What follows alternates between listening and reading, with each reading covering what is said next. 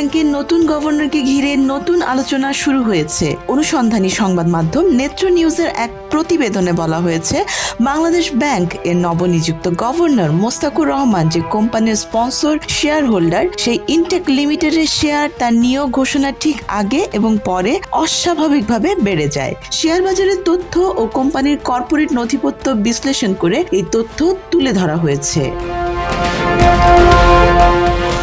প্রতিবেদন অনুযায়ী সরকার 25 ফেব্রুয়ারি মোস্তাকুর রহমানকে কেন্দ্রীয় ব্যাংকের গভর্নর হিসেবে নিয়োগের ঘোষণা দেয়, কিন্তু এর আগের দিন 24 ফেব্রুয়ারি শেয়ার বাজারে ইনটেক লিমিটেডের শেয়ারে হঠাৎ উল্লম্ফন দেখা যায়। সেদিন কোম্পানিটির শেয়ার দর প্রায় 10% বেড়ে 30 টাকা থেকে 33 টাকায় উঠে যায়। গভর্নর নিয়োগের ঘোষণা আসার পরদিনই শেয়ারটির উত্থান অব্যাহত থাকে। লেনদেন চলাকালে এক পর্যায়ে শেয়ারটির দাম সর্বোচ্চ 38 টাকায় পৌঁছে, যা আগের দিনের তুলনায় প্রায় 17% বেশি। অর্থাৎ মাত্র 2 দিনের ব্যবধানে শেয়ারটির মূল্য প্রায় 28% পর্যন্ত বৃদ্ধি পায়। পরে অবশ্য দাম কিছুটা কমে আসে এবং 4 মার্চ পর্যন্ত শেয়ারটির দাম দাঁড়ায় প্রায় 32.9 টাকায়। কর্পোরেট নথিপত্রে দেখা যায় 2010 সাল থেকে মোস্তাকুর রহমান ইনটেক লিমিটেডের স্পন্সর শেয়ার হোল্ডার হিসেবে তালিকাভুক্ত রয়েছেন। তবে কোম্পানিটির আর্থিক অবস্থা খুব শক্তিশালী নয়। সর্বশেষ প্রান্তিক প্রতিবেদনে তারা প্রায় 19 লাখ টাকা আয় দেখালেও একই সময়ে নিট লোকসান হয়েছে প্রায় 25.6 লাখ টাকা। অর্থাৎ লাভজনক অবস্থায় না থাকা সত্ত্বেও কোম্পানিটির শেয়ারের এমন দ্রুত উত্থান বিশ্লেষকদের দৃষ্টি আকর্ষণ করছে।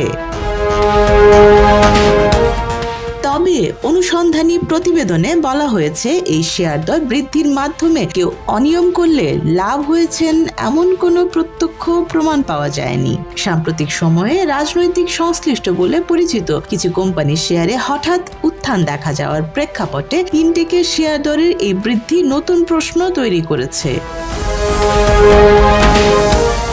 বর্তমানে ইনটেক লিমিটেড কার্যত নিয়ন্ত্রিত হচ্ছে আব্দুস সামাদ লাবুর পরিবারের সদস্য ও তার ঘনিষ্ঠদের মাধ্যমে। তিনি দেশের প্রভাবশালী শিল্পগোষ্ঠী এস আলম গ্রুপের ভাইস চেয়ারম্যান এবং গ্রুপটির মালিক সাইফুল আলম মাসুদের ছোট ভাই। লাবুর ছেলে আতিকুল ইসলাম চৌধুরী বর্তমানে ইনটেক লিমিটেডের চেয়ারম্যান হিসেবে দায়িত্ব পালন করছেন। কোম্পানির নথিতে আব্দুস সামাদ লাবুকে প্রতিষ্ঠানটির উপদেষ্টা হিসেবেও উল্লেখ করা হয়েছে।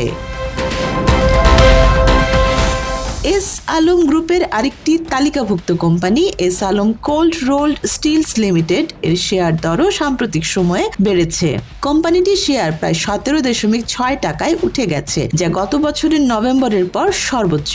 একই সময় ইনটেকের পরিচালনা পর্ষদের কয়েকজন সদস্য অতীতে আল আরাফা ইসলামী ব্যাংকের জ্যেষ্ঠ পদে দায়িত্ব পালন করছিলেন। সেই সময় ব্যাংকটির চেয়ারম্যান ছিলেন আব্দুস সামাদ লাবু।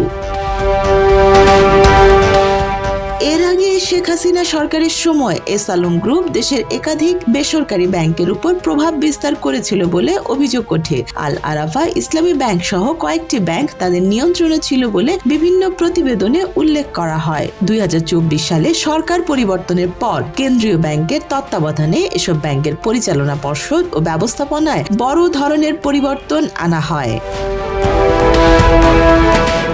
মোস্তাকুর রহমানের আগে কেন্দ্রীয় ব্যাংকের গভর্নর ছিলেন আহসান এইচ মনসুর। তিনি দায়িত্ব পালনকালে এস আলম গ্রুপের বিরুদ্ধে কঠোর অবস্থান নেন এবং অভিযোগ করেন যে তাদের নিয়ন্ত্রিত ব্যাংকগুলো থেকে বিপুল পরিমাণ অর্থ বিদেশে পাচার হয়েছে। এই প্রেক্ষাপটে নতুন গভর্নরের সঙ্গে সংশ্লিষ্ট একটি কোম্পানির শেয়ার বাজারে অস্বাভাবিক উত্থান নিয়ে নতুন করে আলোচনা শুরু হয়েছে। একই সঙ্গে একজন সক্রিয় ব্যবসায়ীকে কেন্দ্রীয় ব্যাংকের মতো গুরুত্বপূর্ণ নিয়ন্ত্রক সংস্থার প্রধান হিসেবে নিয়োগ দেয়ায় সম্ভাব্য স্বার্থের সংঘাত নিয়েও প্রশ্ন উঠেছে। কারণ কেন্দ্রীয় ব্যাংক দেশের বাণিজ্যিক ব্যাংকগুলোর তদারকি, বৈদেশিক মুদ্রার রিজার্ভ ব্যবস্থাপনা, সুদের হার নির্ধারণ, আর্থিক স্থিতিশীলতা রক্ষা এবং মানি লন্ডারিং বিরোধী কার্যক্রম পরিচালনা করে।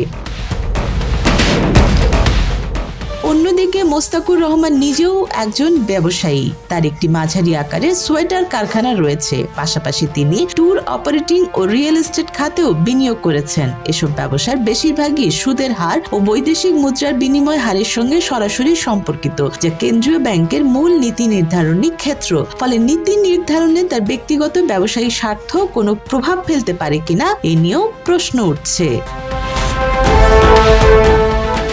স্থানীয় কয়েকটি প্রতিবেদনে আরও বলা হয়েছে, গভর্নর হওয়ার কয়েক মাস আগে তার গার্মেন্টস প্রতিষ্ঠানের সঙ্গে সংশ্লিষ্ট প্রায় 89 কোটি টাকার একটি ঋণ পুনঃতফসিল গঠন করা হয় কেন্দ্রীয় ব্যাংকের অনুমোদনে। দায়িত্ব নেওয়ার পর তার প্রথম দিকের সিদ্ধান্তগুলোর একটি ছিল রপ্তানিমুখী শিল্প, বিশেষ করে তৈরি পোশাক খাত শ্রমিকদের বেতন পরিশোধে ঋণ সুবিধা অনুমোদন করা। মোস্তাকুর রহমানের পারিবারিক ও পেশাগত সংযোগ নিয়েও আলোচনায় এসেছে। স্ত্রী আক্তার সঞ্জিদা কাশেম একজন চার্টার্ড অ্যাকাউন্টেন্ট এবং কাশেম অ্যান্ড কো এর ম্যানেজিং পার্টনার। নথিপত্রে দেখা যায় 2017 সালে এস আলম গ্রুপের অন্তত 2টি প্রতিষ্ঠানের অডিটে তাদের প্রতিষ্ঠানের সম্পৃক্ততা ছিল, যদিও এক্ষেত্রে কোনো অনিয়মের প্রমাণ পাওয়া যায়নি। সব মিলিয়ে দেশের কেন্দ্রীয় ব্যাংকের নতুন গভর্নর হিসেবে মোস্তাকুর রহমানের সামনে সবচেয়ে বড় চ্যালেঞ্জ হয়ে দাঁড়িয়েছে নীতিগত নিরপেক্ষতা বজায় রাখা এবং আর্থিক খাতে আস্থা ফিরিয়ে আনা। তবে এ বিষয়ে করা বিস্তারিত প্রশ্নের জবাব এখন পর্যন্ত দেননি তিনি। Desk report, Dhaka express.